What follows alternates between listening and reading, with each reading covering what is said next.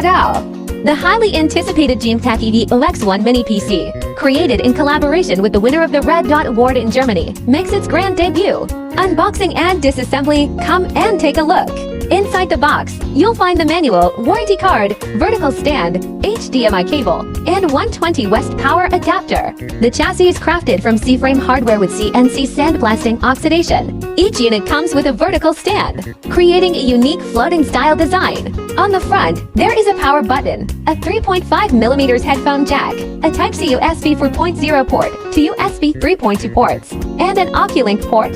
On the back, there is a DC power port to USB 3.2 ports, one HDMI 2.1, one DP 2.1, and two 2.5G Ethernet ports. Equipped with an AMD Ryzen AI 9HX 370 processor, 12 cores and 24 threads, and 890M integrated graphics.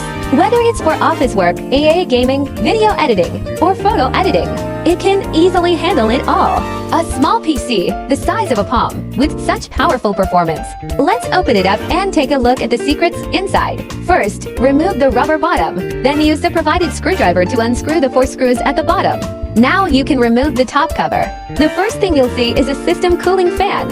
Its main purpose is to cool the memory and hard drive. Next, unscrew the screws on the cover, gently pry apart at the gaps, and remove the fan panel. This fan can also be removed separately. The EVO-X1 is equipped with two M.2 2280 hard drive slots. Unscrew the screws and remove the hard drive for DIY expansion. Next, remove the small board from the motherboard. Below the outer slot is the Wi-Fi wireless card, which supports Wi-Fi 6 and Bluetooth 5.2. Tear off the anti-static tape, then remove the antenna.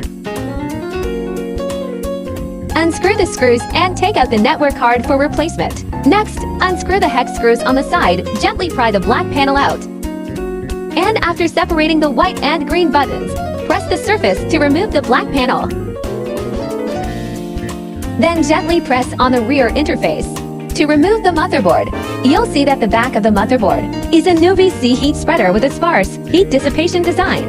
Next, unscrew the 4 screws on the motherboard, flip it over, and disconnect the power cable. You can now remove the CPU heat dissipation copper plate. Here you'll see the LPDDR5X 32GB 7500 MHz memory. Note that the memory is not replaceable. If you need to replace the thermal paste, wipe off the paste on both the CPU and the heatsink. Be sure to clean both sides thoroughly. Then apply a small amount of new thermal paste evenly on the CPU.